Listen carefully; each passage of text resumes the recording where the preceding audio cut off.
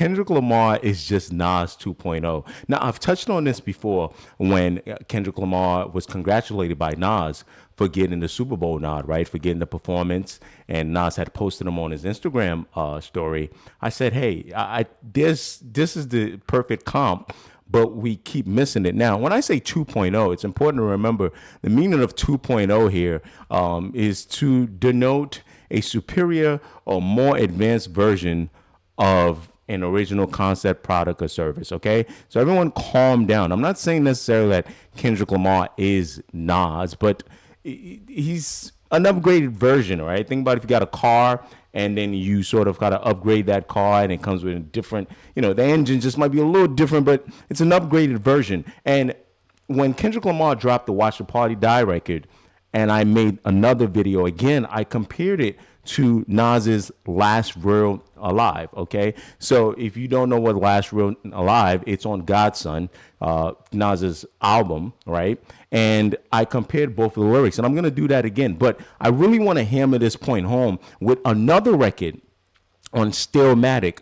called Destroy and Rebuild that reminds me of Watch the Party Die. And I'm here to tell you that I can't prove it, but I feel like Kendrick combined elements of Destroy and Rebuild from Stillmatic, Nas's album, and then Last Real N-Word Alive on Nas's Godson album was part of how he made this Watch the Party Die record, right? And there are elements there that are so similar. So first, let's go to the Watch the Party Die record, right? And the first thing I wanna point out is him alluding on the sort of chorus there. If you call it Watch the Party Die, that's fine. Some people call it The Day the Party Die, right? And the chorus is God give me life, dear God give me peace. Now, I've done a full breakdown about this record already before, so I'm going to just be a little speedy through this one, right? And this hook sounds like, sort of like a prophet, right? A little indecisive. But in the hook, he's decisive about asking God for guidance on this next phase of his life post-battle, right? So you see this God give me life, dear God give me peace. Now, on Last Real Alive, you see the same thing. Lord have mercy, Jesus Christ, he's just nice. Now, this is where the 2.0 thing is very interesting. I look at Nas in a way, right, as a less animated version of Kendrick Lamar. I think a lot of Kendrick Lamar's MCing not only takes from people in Black hippie like Schoolboy Q, J Rock, and Ab-Soul to make him what he is. He's got his own people that he looks up to, the West Coast MCs, but I think he takes a lot from Eminem as well. But his approach to ideas and concepts, I think, is very similar to Nas. But being 2.0, he's figured out things that I think Nas couldn't figure out, as great as Nas was. Like, one of the knocks on Nas is boring. I, for one, you may disagree, I don't think that about Nas, but I most certainly don't think that about Kendrick Lamar. I think he's found a way to be more interesting than Kendrick Lamar than Nas, right? You look at their first album, making them look like prodigies, right? The Illmatic, the Good Kid, Mad City. So it's there, advancing, the rhyme schemes and things like that. So that was the first comparison here. The next thing, though, about the 2.0.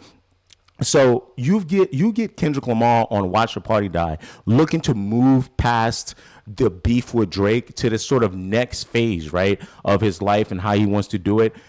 We go back here in the first verse, right? But this one, he's taken, again, he's more animated. And animated doesn't always mean yelling. I think it's time to watch a party die. This shit ain't got too wicked to apologize. Is a bit different from Nas, who does have a great voice. He has clarity in his delivery and things like that. But I don't think he changes voice inflections much. But when you break down their lyrics just from a word to word basis, right, you will see the similarities. Now, the difference here in Watch the Party Die and Last Real N-Word Alive is, although remember I told you the similarity is that they're both trying to move on post beef. Nas had beef with Jigga, the kind of commercial kind of guy at that time that was aiming for more and more commercial stuff, right? And Kendrick against Drake, the more and more commercial guy. The difference, so that's the similarity. The difference is that Kendrick is going much more like village, world, global approach. And this is what I mean by 2.0, right? When you start reading things like Burn the Village Over, We Start Over, It's Really That Time, Why Reason with these guys, I Can't See the Future First, right? I'm going to make this a little bigger for you guys here, right? Just walk that man down. That'll do everyone a solid. But sometimes it's tough love got to result in violence. And you kind of look at the last real, alive, and you kind of see the same thing, but it's a little more like local. So he addresses his war here. This is Nas on Last Real and Alive. You don't know about my Biggie wars. Who you thought kicking the door was for? So that was, he was letting you know, hey, I squabbled a little bit with Biggie, right? Like we kind of had subs, but then he said you still tripping off that jigger shit, right? So it's like, remember I told you just walk that man down. That'll do everyone a favor. Y'all still tripping off that jigger shit. It's very similar, but however. This if the difference between Nas and Kendrick is Nas stays a lot on the local, and maybe that was the product of rap at the time, on the local stuff, Queensbridge, New York, but he still thinks about wanting to be the god of rap. Maybe because back then, being the god MC and the god of rap, you dominated your region, and then whatever. Rap is a little less regional now. So, you know what I mean? It's a more global, and that could be why Kendrick has got a 2.0 approach, right? And you see some of this first verse of Last Real and Alive, and you even start seeing stuff like, Jigga started to flow like us, but hit with ain't no ninjas. Then you kind of see, so he's just kind of telling you what's going on. I'm the last real alive. Like I'm the last real one alive. I'm the last one that really is keeping all this thing alive, right? Rap became a version of Malcolm and Martin, so he's still kind of thinking a little local, right? Like. And less, I would say less radical, right? Nas is less radical than Kendrick when you compare to both of them, right? And then he's and this setting matters, right? Kendrick has to deal with the new commentary social media world, so he incorporates influences and things like that. But it really gets even more wicked, no pun intended, with Destroy and Rebuild, right? Because you take the title of the song Destroy and Rebuild, right? And then you go back to, again, this first verse of Watch the Party Die, right? And burn the whole village, we start over is really that time. But okay, let's get to some lyrics of Destroy and Rebuild. Now, the interesting thing about Destroy and Rebuild, it came off on Stillmatic. And Stillmatic is where Ether was dropped as well. So we're in a different time period, right? Like Takeover is teased in the summer. It drops in September. Ether doesn't drop till when Stillmatic comes, that December time. Rap is different now. I'll drop a record today. You can drop a record tomorrow. You know what I'm saying? If we want the album out, we ain't got to wait till CDs are printed. But anyway, on Destroy and Rebuild, again, you see Nas sort of dealing with his personal vendettas, just like Kendrick a little bit, right? Here he's talking about Core Mega and things like that, but he's willing to kind of say names. I do think that's some of the difference on Watch the Party Die, where kind of Kendrick is just really using general statements, right?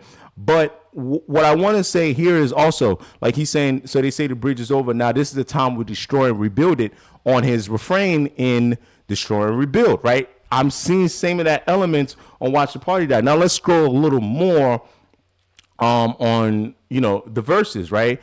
And it's just you want to call it structured anger or whatever, right? When it's a little vulgar, right? These street guys, corporate guys, the rappers that report the lies. I need their family mortified. We could do life without them. I'm sorry, Kendrick. That's a lot, right? But you kind of see that same element here with Nas on like verse 2. Since we're on the subject of traitors and flunkies, mega, but he's still pretty local. Right, he's talking about people from Queensbridge, and he's talking specifically about destroying and rebuilding Queensbridge. Whereas Kendrick, is talking about sort of rebuilding hip hop, right?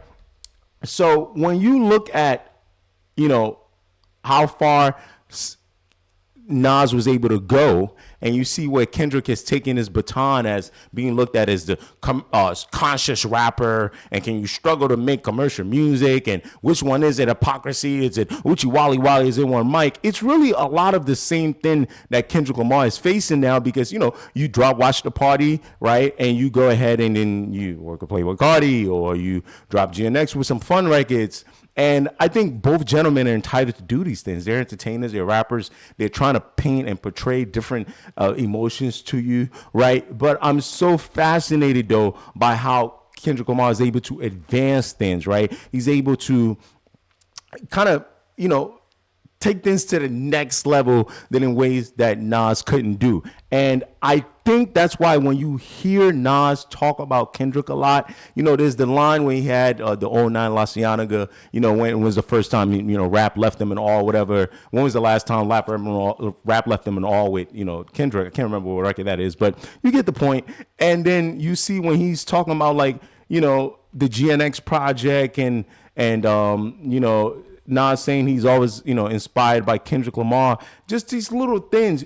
I feel like Nas himself sees himself in Kendrick, right? He knows like, yo, you're taking the baton and you're moving this thing, that I tried to do, or maybe I didn't do it right, or maybe I did it to the best of my abilities, and you're taking it to the next level. I mean, even when you talk about like some of the, I was a little young, but I still remember when people were saying, "Oh, Nas should thank Jay-Z for reviving his career because Nas he was sleeping at the wheel until Jay-Z dissed him and then Ether woke him up." I just watched an interview where G Malone, was supposed to be one of Kendrick's big homies, was like, I remember I talked to him. Shout out to Curtis King. I think it's in his video, right? Go check that out. And he's like, yeah, man, I was just talking to him and I felt like he sounded a little uninspired until, the whole thing went down and then boom, you got a little inspiration drop like that and then just took this whole thing to another level, right? Like just little things like that. There's so many parallels.